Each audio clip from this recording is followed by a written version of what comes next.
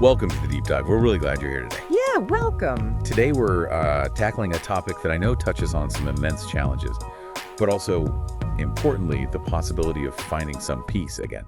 We're diving into navigating co-parenting, but specifically when the dynamic is, well, it's not like traditional co-parenting at all. Right. We're talking about situations where the other parent's behaviors line up with descriptions often linked to narcissism based on our source material today. And that source is coming from excerpts of Navigating Co-Parenting with a Narcissist, Strategies for Peace. It's part of a larger series on narcissistic abuse recovery. Yeah.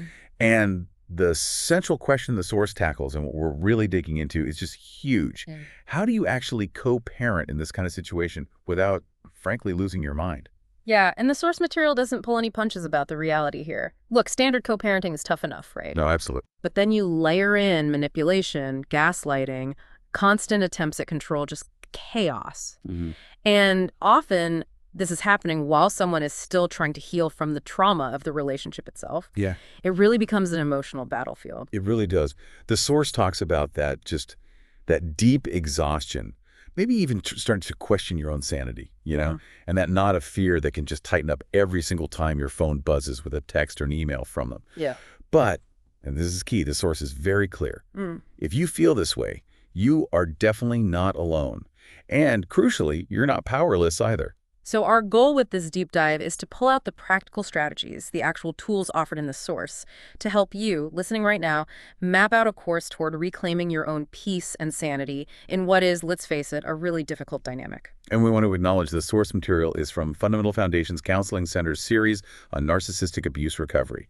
It's designed to offer insight, compassion, and real tools. And just a necessary reminder, this discussion, it's for insight, for guidance. It's absolutely not a substitute for professional counseling support. Definitely not. If you are looking for specialized, trauma-informed help, particularly if you're in Texas where the source is based, please reach out to a qualified professional. They even mention a discovery pack as a way to try things out. Okay, so getting into it. Yeah. Where does the source say we should even begin when facing this kind of co-parenting situation? Well, the very first step, and this might feel a bit counterintuitive at first, is really accepting a fundamental truth. This is not going to be normal co-parenting, period. Right, because our usual idea, what we hope for in co-parenting involves things like mutual respect, shared goals for the kids, decent communication, some flexibility, basically teamwork. Exactly.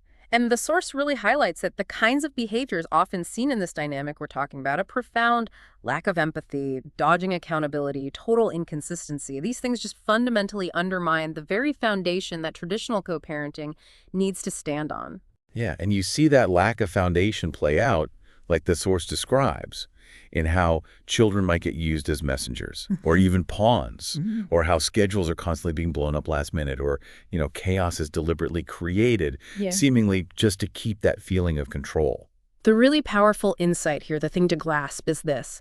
Trying to force a team approach with someone who simply isn't playing by those rules, who isn't operating with those core principles, it's just exhausting, and ultimately it's futile. So accepting that reality, as hard as it is the necessary first step. It stops you from banging your head against the wall trying to make the impossible happen. Right. And instead lets you pivot your entire strategy. And that pivot, according to the source material, leads directly to an approach called parallel parenting. Parallel parenting. Yeah, it's specifically designed for these high-conflict situations. It's all about drastically minimizing contact and, crucially, emotional engagement. So less interaction, less emotional entanglement. Precisely. The goal is for each parent to function as independently as possible. You operate within very clear, very firm boundaries, and you have extremely limited direct communication. Okay, so practically speaking then, what does that actually look like day to day? How do you make that work? The source gets very specific here. Communication happens only through documented business-like channels. Think email. Okay. Or, ideally, if it's an option for you, court-approved co-parenting apps.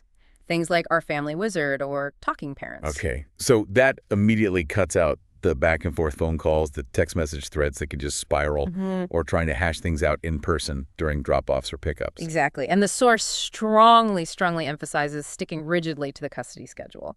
It actually warns that any attempts at flexibility, which seem normal and kind in other co-parenting setups. Right. You'd think flexibility is good. You would. But in this dynamic, it's often exploited. It becomes an opening to create more chaos or exert more control. Okay, so the driving principle here, as the source frames it, it really shifts. It's not about negotiation or finding common ground anymore. Nope. It's about fiercely protecting your own peace. Yeah. And creating as much predictability as you possibly can. Which flows right into the how. How do you communicate when you absolutely must communicate using those limited channels? The source brings in a method called BIFF. BIFF, yes, this is such a practical tool. It really is. The source explains, look, a key behavior here is provoking emotional reactions, right? They often thrive on getting that rise out of you. So the BIFF method is basically your shield against that provocation. Exactly. And BIFF stands for brief, informative, firm, and friendly. Okay, so let's break that down. Brief. Keep it short, stick to the point. Yeah. No long, winding explanations, no dragging up ancient history, just the necessary facts for the current issue. Got it. Informative. Only share the essential details needed for co-parenting logistics. What time, where, who needs what, nothing more. Clearly state your boundary or stick to the agreement without wavering, without over-explaining, without justifying. Just firm. And friendly. This one can feel tough. It can, but it just means maintaining a neutral, polite, almost business-like tone. Even if you're feeling furious or frustrated inside, keep the emotion out of the written word. The source gives a really stark contrast example here, doesn't it? Like an ineffective response, one that totally gives them the reaction they might be looking for, would be firing back with, why are you always changing things last minute? This is impossible. You know, all that emotion. Right. Whereas an effective BIFF response in that exact same situation, just sticking to the facts and the boundary, would be something simple like, per our agreement, I will be at the school at 3 p.m. for pickup. That's it? That's it. It's brief. It's informative about your action. It's firm about the existing agreement. And the tone is neutral, friendly enough.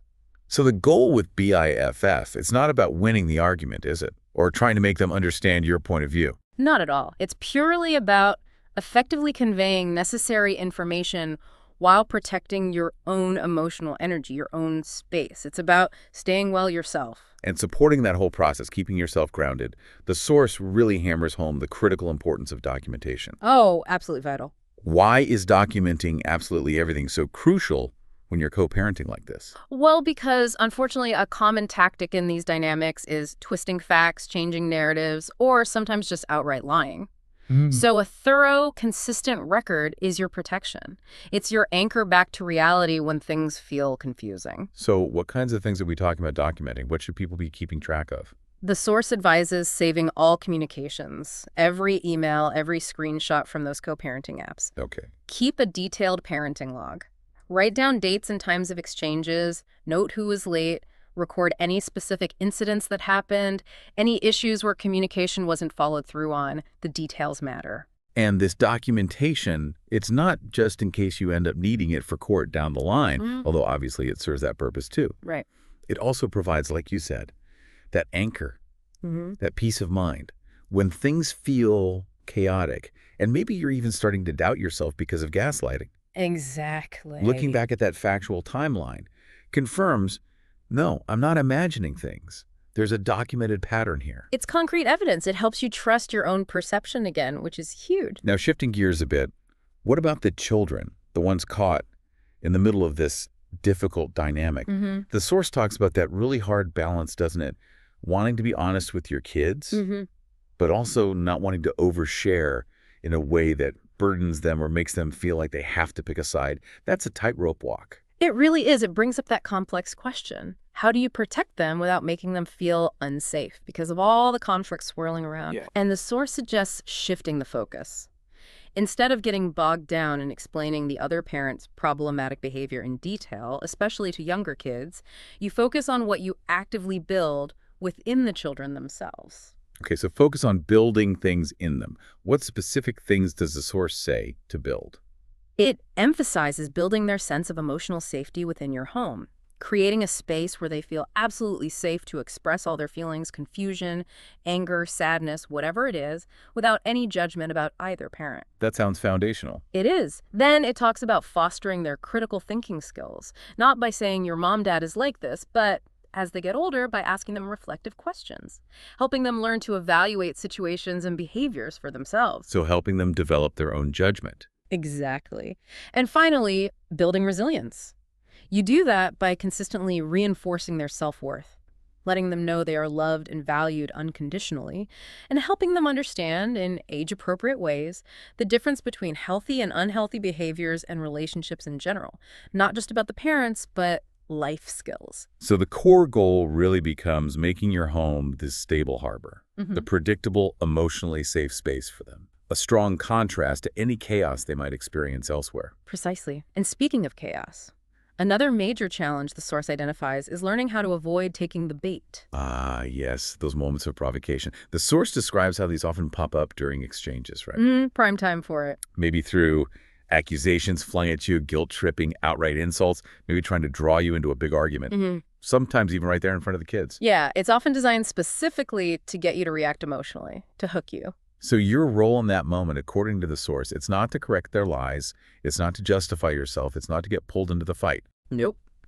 Your role is simply to stay grounded, protect your own peace, and refuse to engage with the provocation itself. You don't have to pick up the rope they're throwing you. That sounds incredibly difficult to do when you're standing right there feeling attacked.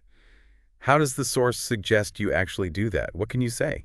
It offers some simple, almost like pre-scripted, disengaging phrases, things that are brief and definitive, like, we'll stick to the agreement. Okay, simple. Or that's not up for discussion right now. Or even just a calm, I'm not available for that conversation. So these phrases, they aren't aimed at resolving anything with the other parent at all. No, not in that moment. They're purely tools to cleanly end their attempt to pull you into the conflict right then and there. Exactly. They're tools for disengagement, for maintaining your boundary in real time, protecting your energy. Now, while you're trying to implement all these strategies, the parallel parenting, the BIFF communication, the documentation, avoiding the bait, the source also really emphasizes the necessity of getting professional support. Absolutely crucial. Two key areas are highlighted here: legal support and therapeutic support. Let's start with legal. It says you need a family attorney, but specifies something important. Yes, it's critical, the source stresses, that the attorney understands high conflict dynamics. Specifically, they need experience with narcissistic behaviors in co-parenting cases. Not all family law attorneys have this niche understanding. Right, it's a specialty. Yeah. So what should someone specifically ask for from that kind of attorney? What needs to be in place legally? The source recommends asking them to draft an exceptionally detailed parenting plan.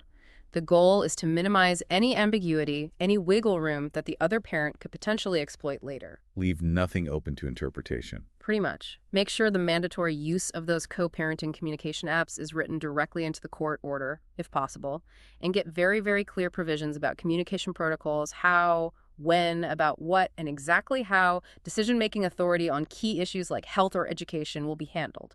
Who has the final say? Because, as the source points out, that clarity really does limit the potential for conflict in this specific dynamic. Fewer gray areas just mean fewer opportunities for manipulation and fighting. Exactly right. And then, finally, the source highlights the absolutely vital role of working with a therapist. But again, a specific kind. A trauma-informed therapist. Yeah. This isn't just about managing everyday stress, is it? The source is clear. Co-parenting like this is often deeply distressing, even re-traumatizing for people who've left an abusive relationship. That's the key distinction. And understanding how a therapist helps in this specific context is important.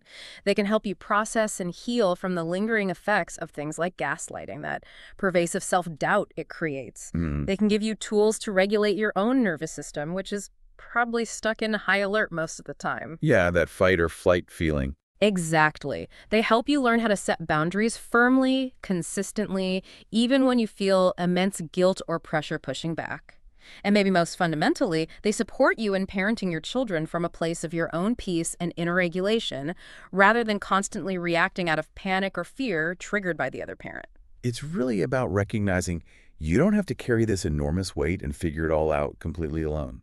A good therapist provides that essential emotional safety net and helps you build up the inner strength to be the calm, confident parent your child really needs you to be, despite all the external chaos. And the source material wraps things up by acknowledging, look, None of this path is easy, let's be real. No, not at all. But it is absolutely possible. It's possible to navigate this challenge and actually create a much better, more peaceful reality for yourself and for your children. It requires that conscious shift, though, doesn't it? Moving away from trying desperately to make normal co-parenting work, deliberately choosing instead to disengage from the drama. Yeah. Setting and holding those really firm boundaries and actively, intentionally building resilience and safety within your child's life and your shared home. And the outcome, the source suggests, can be truly profound. You gradually stop constantly reacting to the external whirlwind created by the other person, and you genuinely begin living your own life again with more clarity, more agency, and definitely more peace. No longer defined solely by the conflict. Wow. Okay, so this deep dive has really pulled out some powerful practical strategies from that source material, highlighting how you can navigate a profoundly challenging co-parenting dynamic really by first accepting the reality of it. That's the start. And then implementing these specific tools like parallel parenting, BIFF documentation.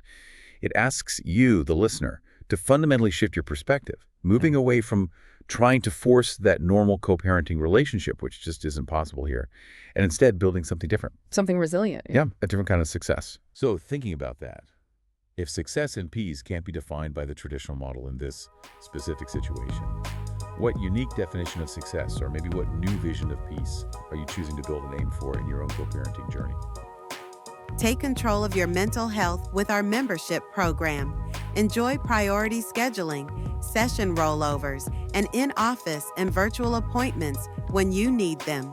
Fundamental Foundations Counseling Center offers affordable plans tailored to your needs because your wellness matters. Visit fundamentalfoundcounseling.com to join today.